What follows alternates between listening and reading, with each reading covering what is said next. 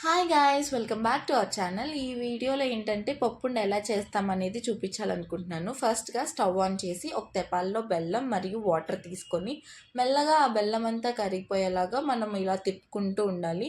మొత్తం అంతా ఏ ఉండలు లేకుండా వాటర్ అంతా మొత్తం ప్లెయిన్ వాటర్లా అయిపోవాలి.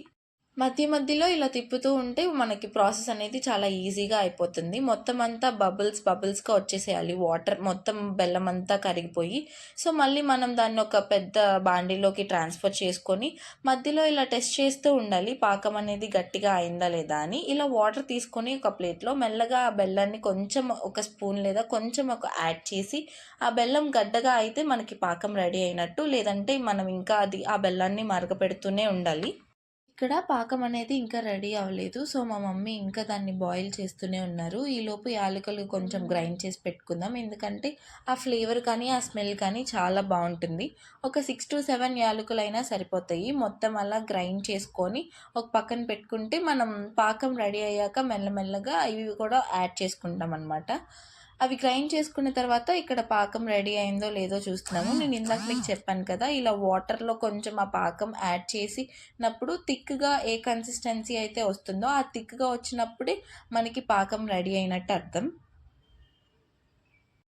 ఇక్కడ చూస్తూ ఉండండి. ఫస్ట్ వేసిన దానికన్నా ఇక్కడ కొంచెం ఆ తీగ అనేది కనిపిస్తుంది కదా! సో, ఫస్ట్ దాని మీద కొంచెం గట్టిగా అయిందని అర్థం. ఆ తర్వాత మెల్లమెల్లగా దాన్ని బాయిల్ చేసుకుంటూ ఉంటే కొంచెం అలా మెల్లమెల్లగా మనం మధ్యలో 2-3 మినిట్స్‌కి ఒకసారి లేదా 1½ మినిట్‌కి ఒకసారి ఇలా చెక్ చేసుకుంటూ ఉండాలి. ఇలా లాస్ట్ టైం వేసినప్పుడు కొంచెం అలా అతుక్కొని కొంచెం గట్టిగా అయిందనమాట. సో, మనకి పాకం రెడీ అయినట్టు అర్థమండి.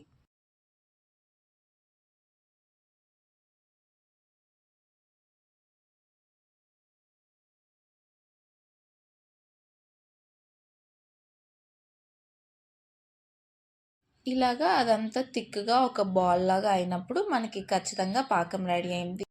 ఆ బెల్లం పాకం అనేది రెడీ అయిన తర్వాత ఇందాక మనం గ్రైండ్ చేసిన యాలకులనన్నీ మెల్లగా ఇలా వేసుకొని మొత్తం దాంట్లో ఆ పాకంలో కలుపుకుంటూ ఉండాలి. మొత్తం అంతా ఆ యాలకుల పొడిని ఇలా పాకంలో తిప్పుతున్న తర్వాత ఒక 2-3 మినిట్స్ ఆగి ఇలాగా చెనక్కాయ పప్పులనేవి వేసుకోవాలి. వేయించి ఉన్నా కూడా మనం యాడ్ చేసుకోవచ్చు, ఏం కాదు, రెండు టేస్ట్ బాగుంటాయి.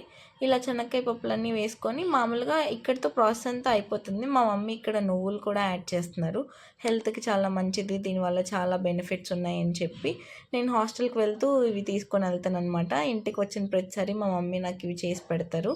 ఇలా రెండు శనక్కాయ పప్పులు, నువ్వులు మొత్తం అంతా కలిపి మొత్తం ఆ పాకంలో ఇలా మొత్తం మిక్స్ చేస్తున్నారనమాట. రెండిటిని అలా పాకంలో వేసి మనం కొంచెం ఫాస్ట్‌గా మిక్స్ చేసుకోవాలి. ఇక్కడ అది గట్టిగా ఉండటం వల్ల కొంచెం స్లో అయింది తిప్పటం. మనం చాలా ఫాస్ట్‌గా మిక్స్ చేసుకోవాలి. ఇక్కడ కొంచెం పాకం తక్కువైంది. మేము కొంచెం తీపి తక్కువ తింటాం కాబట్టి కావాలని తక్కువ వేసుకున్నాము. మీరు కావాలంటే తీపి, బెల్లం ఎక్కువ వేసుకొని శనక్కాయ పప్పులు అనేవి కొంచెం ఎక్కువ వేసుకోవచ్చు. మేము ఇక్కడ కావాలని బెల్లం అనేది తక్కువ వేసుకున్నాం. ఆ తర్వాత ఇలా మా మమ్మీ స్టవ్ ఆఫ్ చేసి మనం ఇంకా స్టవ్ ఆఫ్ చేసేసుకోవచ్చు. స్టవ్ ఆఫ్ చేసిన తర్వాత ఇలా మొత్తం మిక్స్ చేస్తున్నారనమాట. చాలా గట్టిగా అయిపోతుంది. ఫాస్ట్‌గా మిక్స్ చేయాలి. ఈలోగా మా తమ్ముడు వచ్చి కొంచెం హెల్ప్ చేస్తున్నాడు. "నువ్వు పట్టుకోమ్మా, నేను తిప్పుతాను" అని చెప్పి వాడొచ్చాక మా మమ్మీ ఇలా పట్టుకున్నారు. ఇద్దరు కలిసి తిప్పి ముందుగానే ఒక చిన్న బౌల్‌లో వాటర్ తీసుకోవాలన్నమాట. మనం చెయ్యి దాంతో తడుపుకుంటూ మెల్లమెల్లగా దాన్ని ఉండలు చేసేసుకోవాలి. వేడిగా ఉన్నప్పుడే ఉండలు చేసుకోవాలి. తర్వాత చల్లగా అయిపోతే అసలు ఉండలు చేయటానికి రాదు. సో, ఇలా చిన్న చిన్న ఉండలు తీసుకొని ప్యాక్ చేసుకోవటమే, అంతే.